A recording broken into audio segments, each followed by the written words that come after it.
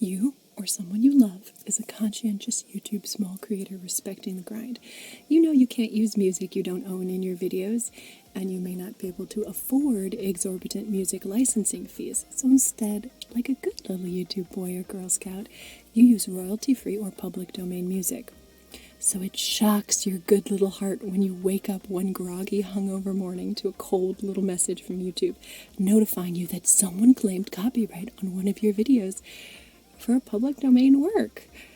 Even if they're willing to share the revenue, this can amount to thousands of dollars of stolen work over something you did that you didn't steal. A huge issue if you're trying to make a living on the platform.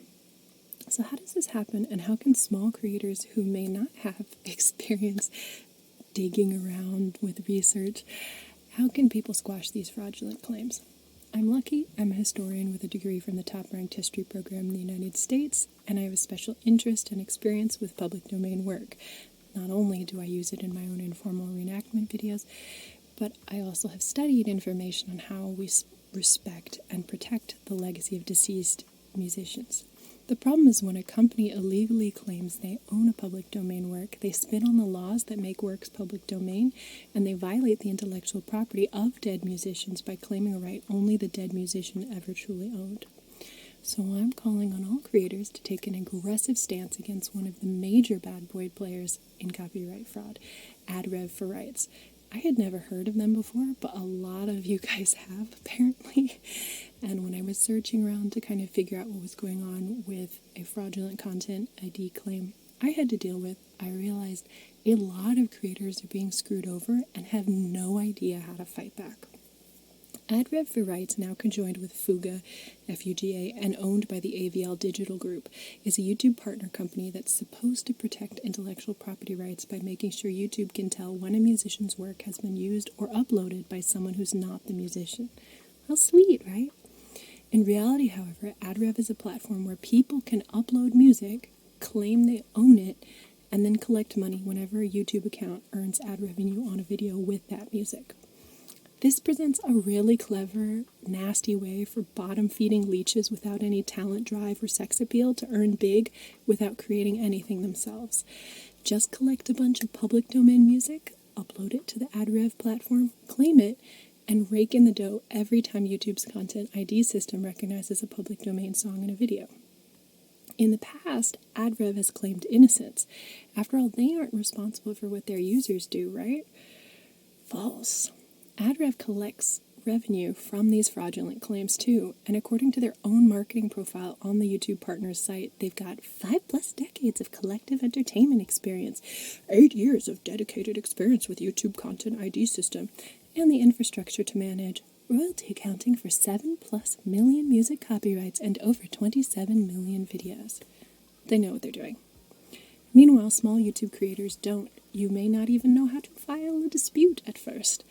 And what's especially frustrating is after you submit a copyright dispute through the YouTube platform, AdRev might agree and release the rights to you so they don't get in trouble. And then the next morning they might claim it again through their automated system. So are you, as a small creator, just going to wake up every single day and dispute copyright every morning, or are you going to continue creating? So eventually you get tired fighting a robot and you either remove the song or you let them have a share. Meanwhile, AdRev and their disgusting scam artist users continue to earn off of dead musicians and real creators. As an additional 1-2 curb stomp to the gonads, it doesn't have to be this way. It would be fairly easy for AdRev and YouTube to identify and protect public domain works from this fraud. There's already a system in place to recognize music. All they've got to do is have an AdRev employee create a public domain account on their system, and in conjunction with YouTube, make sure ContentID flags public domain works as public domain. Sure, there are millions of public domain works out there, but there are thousands of disputes filed through the YouTube ContentID system.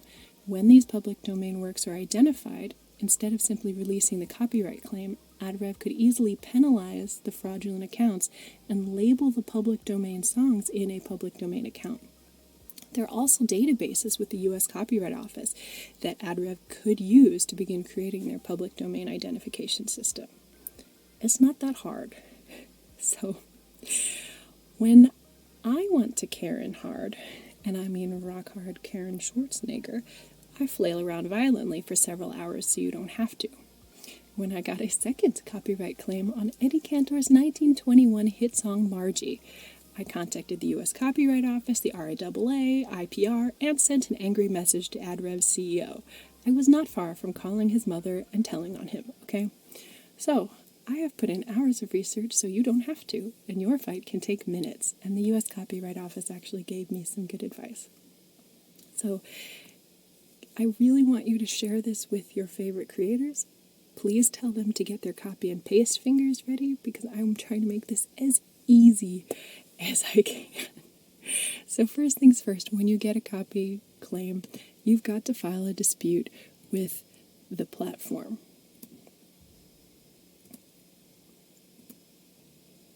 And this is how you do it, so you can take a screenshot if you are lost or confused. Before you hit submit on that dispute, make sure you copy and save the information you wrote in the little box, including all the links to sources demonstrating your desired song is in the public domain or royalty-free. For public domain proof, the U.S. Billboard charts is a pretty indisputable source. I actually was able to find links to sales of an old vinyl record proving a song. That's a way to do it as well. So you have to do that. But the next thing, we're going to go beyond that, and we're going to let AdRev know we're going to be a royal pain in the donkey derriere if they don't start policing their users. So, I know they don't care, and we're going to move beyond this into legal action in a moment. But there's an old scripture verse about a woman who wakes up in an unrighteous judge every single morning with her complaint, and even though he's an unscrupulous piece of crap, he finally gets so tired of her Karening at him that he helps her just in order to make her go away. People get tired, and that's why your next step needs to be to bother AdRev directly. Now, they're dirty little piggies, so they've taken down the complaint form you used to be able to use, and they've hidden the adrev.net website once they merged with FUGA. Not a problem. I have found you a link where you can bother their staff and an email address, because that is how we roll. This is the website where you're going to go ahead and bother them, but also email them at cid@adrev.net. Copy and paste the information you wrote in your ContentID dispute, and also demand that they start policing their users by creating a public domain identification account that will tell them when a user uploads something that's public domain. I've actually made a paragraph that you can use, and you'll be able to see this on my website, becominghero.ninja. So you can actually use this paragraph so that you don't have to do like any work. You can copy and paste this. You copy and paste the stuff that you, obviously I can't write your ContentID dispute for you because I don't know what you're getting ContentID disputed for, but I've written for you everything that I can, right? So you're going to copy and paste the information and evidence for your ContentID dispute, right? The stuff that proves that it's public domain, right? Those billboard charts, whatever, you're going to copy and paste that. And you're also going to copy and paste this little paragraph asking, telling them to make some changes. And now you have a beautiful little complaint that you can send to them. Now, it's going to go to their sales team. The issue is that because they hid their complaint form, you got to contact somebody at their company. And the old email address I did test, it does work. I don't know if they, we'll find out what happens, but the old email address, cid@adrev.net, also works. Flood their inboxes. They're bothering you. Bother them back, right? Because what happens if you only use the YouTube content system? You file the dispute, and then they release it because they admit that it's public domain. And then the next day, they haven't penalized the user who uploaded the thing. They don't care. Their automated system reflags it. You're not going to spend every day for the rest of your life filing ContentID disputes on, a video that gets you $2, right? That's a waste of your time. Instead, I want to take steps so that we can take the fight to them. And one way is to bother them because they're bothering you. All right? We on the same page? Part 3 is next here.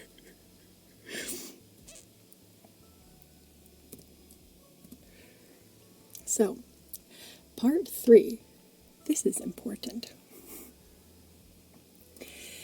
YouTube also needs to get bothered. They're the ones with a content ID system that just needs to crawl the existing public domain databases and end this nonsense. So what I'm asking you to do now, and this is something that your users can go ahead and help you with, or if you are a YouTube viewer and not a creator, this is something that you can do because it affects you also. Copy the complaint that you wrote, if you're a creator, to the dirty little Ad Rev anglerfish boys, and head to the top right-hand corner of your YouTube account. You are going to click on your sexy face, and at the bottom of the menu that pops out, this menu, right there at the bottom, you see how it says send feedback? Everybody has that, right? So everybody has the opportunity to demand that YouTube hold AdRev accountable and disallow fraudulent users from uploading claims in the future. After all, they've got a copyright strike system for us, right? Where 3 strikes, we're out. So fair is fair. There should be a strike system where their users get banned from claiming as well. Fraud is fraud. So demand that YouTube use their Content ID system to maintain a database of public domain works or royalty-free works that cannot be claimed, and allow musicians who want their music to be royalty-free to submit information to that database. You can copy and paste pieces of your full AdRev complaint for context, or you can just copy and paste, because I have written you a thing that you can use, because I am here to protect you. It is not here, though. It is on the website. I have written you a thing that you can use. Go ahead and go to the website, becominghero.ninja, and in the earlier screen, you could see the full URL as well if you don't want to hunt around the website and be lost. That'll make it easier for you. But I've created a big copy and paste for you, and I've created a copy and paste community post that you can put on your page to get your users to help you, not just for your specific Content ID issue, but because we need to request a change. This is an issue that apparently has been going on for a little while.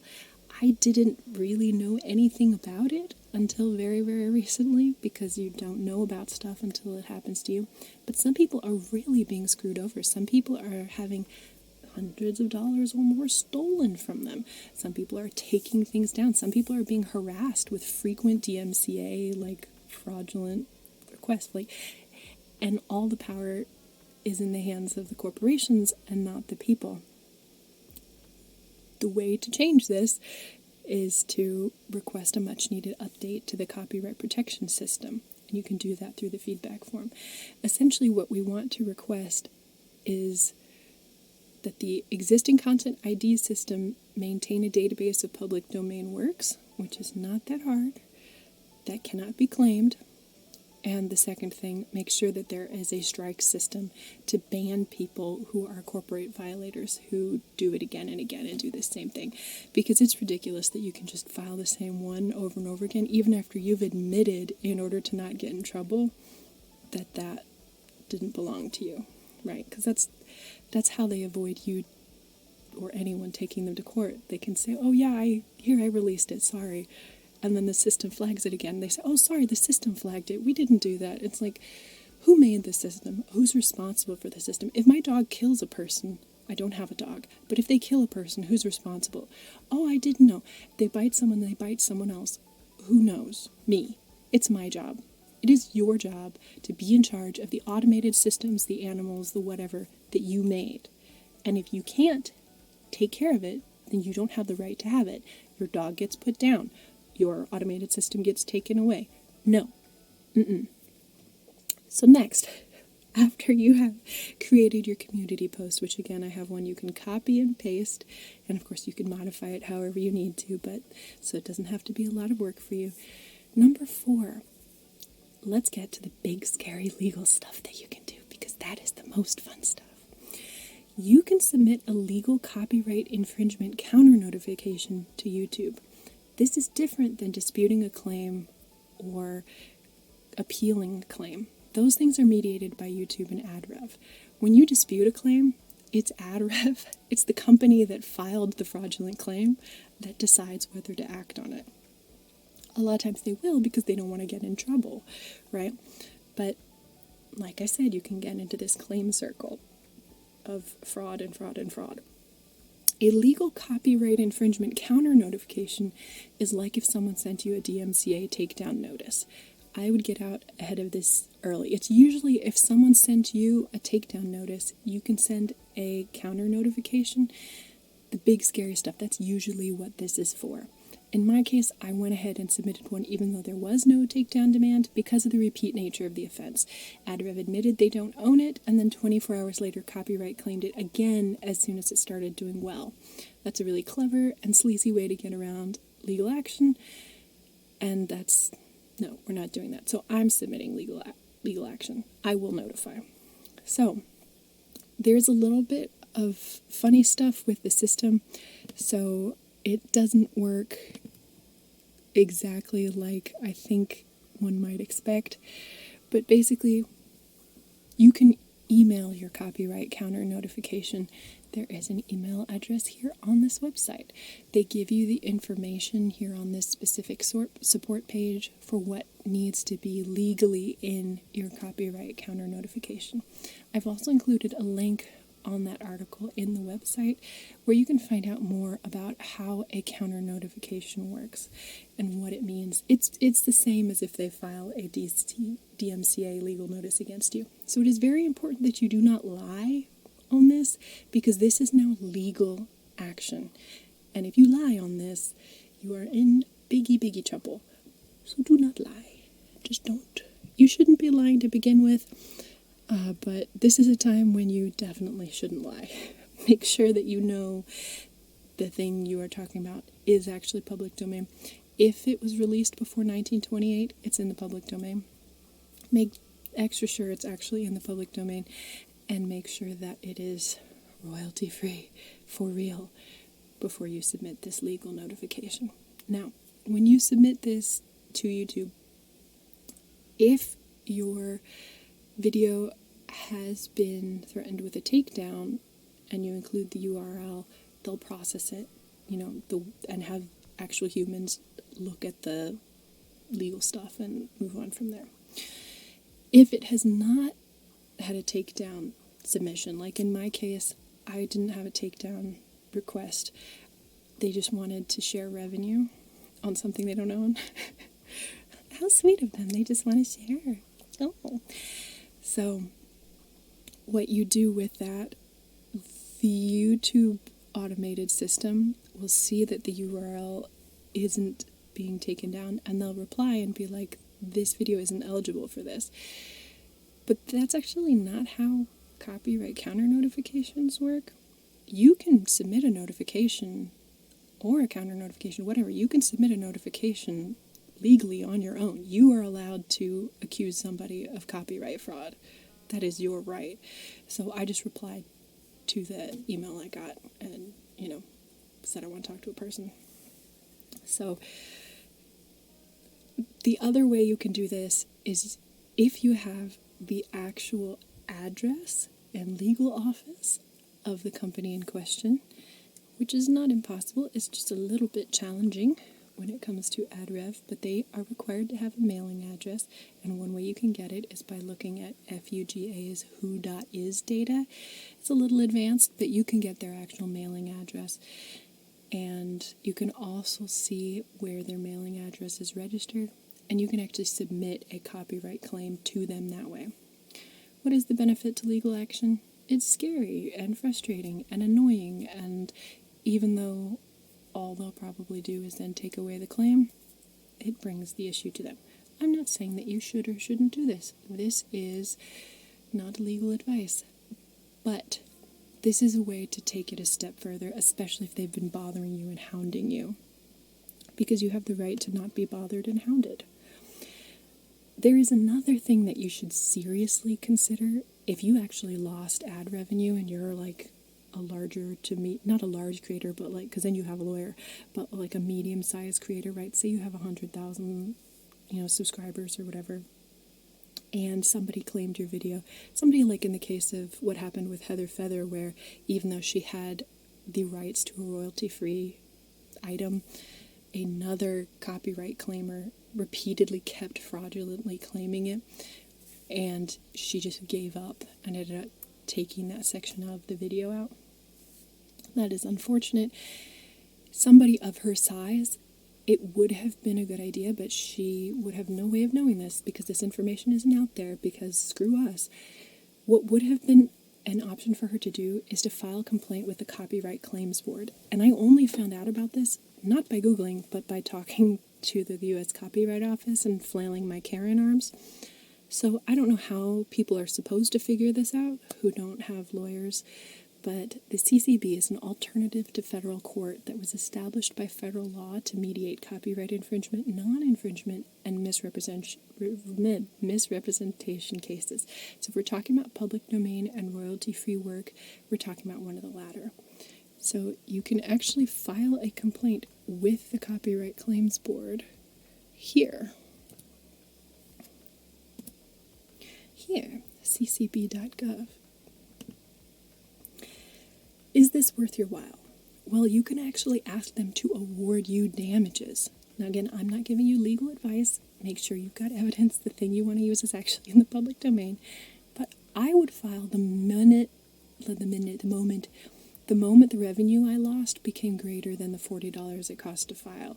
If that happens, then it's worth it, right? I'm also considering filing if the automated system does the same thing over and over and over again, which kind of demonstrates they have malignant intent to steal the revenue. So, things to understand about the CCB. Either party can opt out, and most of us don't have the resources on our own to take AdRev to court instead.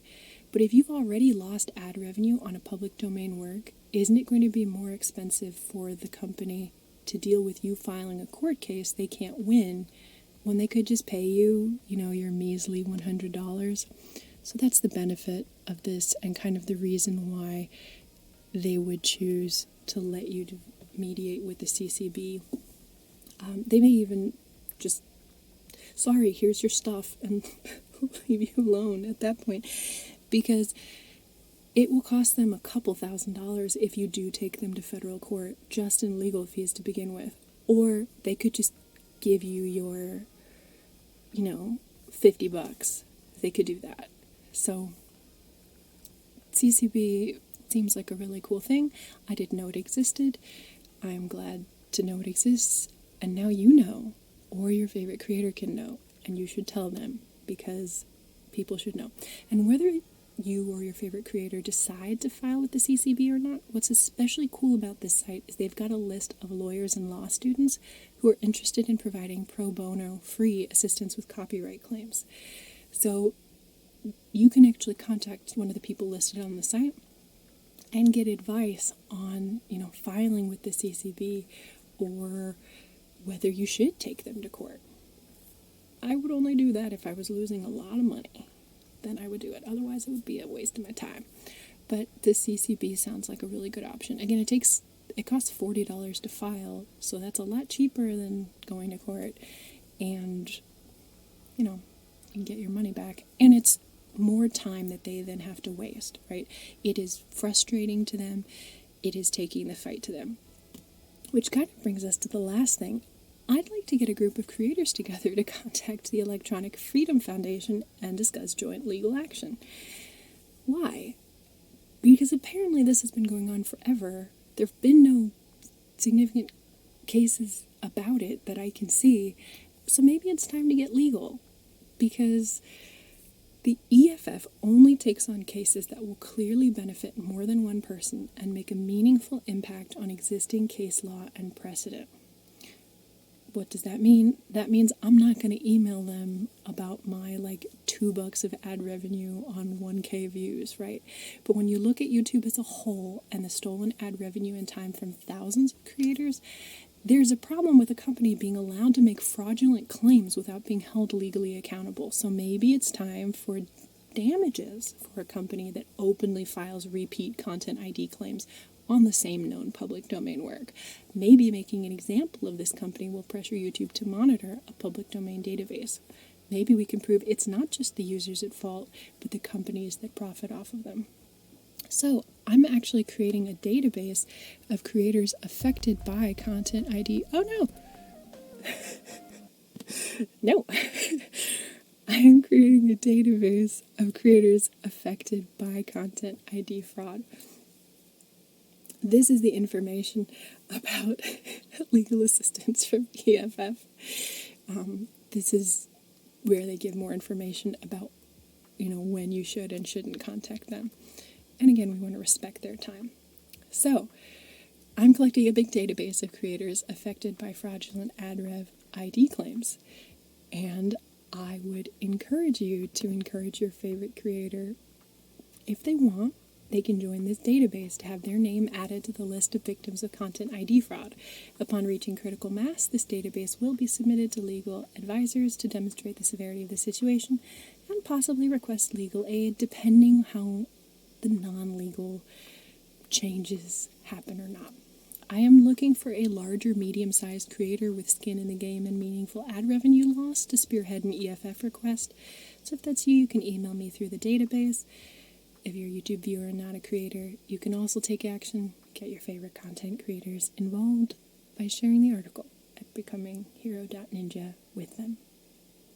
In the meantime, bother YouTube and AdRev. Bother them. They are bothering you.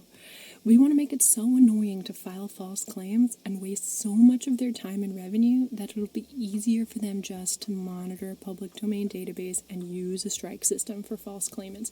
Those two things would change everything. Okay? I have a lot going on this year, so I am not going to spend an exorbitant amount of time on this. But if I get enough database requests, we can take it to the EFF and we can do a legal thing. It's not helpful if it's just me and 3 other creators who have less than 1,000 subs. But from what I'm seeing out there, there are a lot of creators affected by this.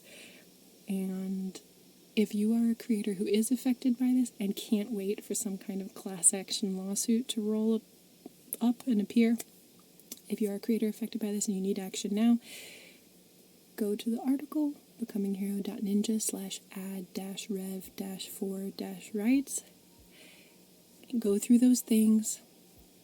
The EFF also has information on pro bono lawyers you can use, and as I mentioned, the CCB has information on pro bono, free lawyers, and all these other things are things that you can do beforehand. So the biggest takeaway from this is ask YouTube via the submit feedback form.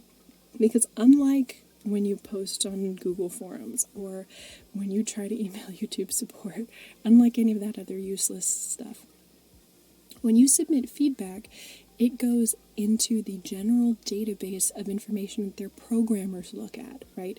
Their developers are using that big feedback database to figure out how they can improve YouTube so they can continue to make more money.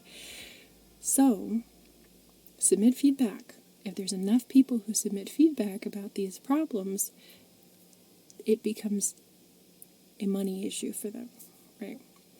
Look, when a male anglerfish gets tired of finding his own food and he wants to make babies, he latches onto a female and begins to suck nutrients out of her. Well, in response to his leeching, she releases hormones that dissolve his insides until he's just a pair of gonads, and she makes her own babies with that. These companies are male anglerfish. They feed off creators like you without creating jack all themselves. It's time to dissolve them down until only the parts that are useful to us remain.